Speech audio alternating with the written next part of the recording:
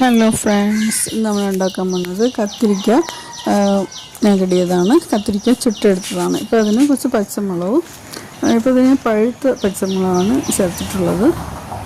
ഇപ്പോൾ സാധാരണ പച്ചമുളകായാലും കുഴപ്പമില്ല, അല്ലെങ്കിൽ ഉണക്കമുളകായാലും കുഴപ്പമില്ല. ഇപ്പോൾ മറ്റൊരു കത്തിരിക്ക നന്നായിട്ട് കീറിയെടുക്കുക. എന്നിട്ട് അതിനകത്ത് വെളുത്തുള്ളിയും പച്ചമുളകും കൂടെ വെച്ചിട്ടുണ്ട്. കുറച്ച് ഉപ്പും കൂടെ വെച്ച് കൊടുത്തിട്ട് നന്നായിട്ട് ഗ്രില്ല് ചുട്ടെടുക്കുക. ഇപ്പോൾ അടുപ്പ് ആണെങ്കിൽ കണലിലിട്ട് ചുട്ടാലും മതി. ഏതെങ്കിലും ഒരു ഇതുപോലെ ഒരു പ്ലേറ്റിൽ വെച്ചിട്ടാണ്, ഒരു ഗ്രില്ല് ചെയ്ത് ഏതെങ്കിലും വെച്ചിട്ടാണ് ചുടേണ്ടത്.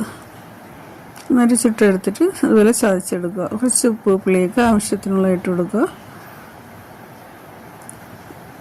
ഇതിപ്പോൾ മിക്സിയിൽ വെച്ച് അരയ്ക്കുമ്പോൾ അത് കുറച്ച് വഴുവഴുന്ന് ഇരിക്കും, അത് ഇത്രയും ടേസ്റ്റ് ഉണ്ടാവില്ല.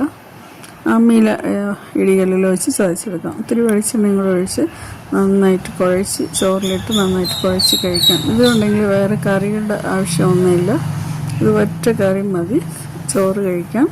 ഈസിയാണ്, ടേസ്റ്റാണ്. ഇഷ്ടപ്പെടുന്നവരൊന്ന് ട്രൈ ചെയ്യും.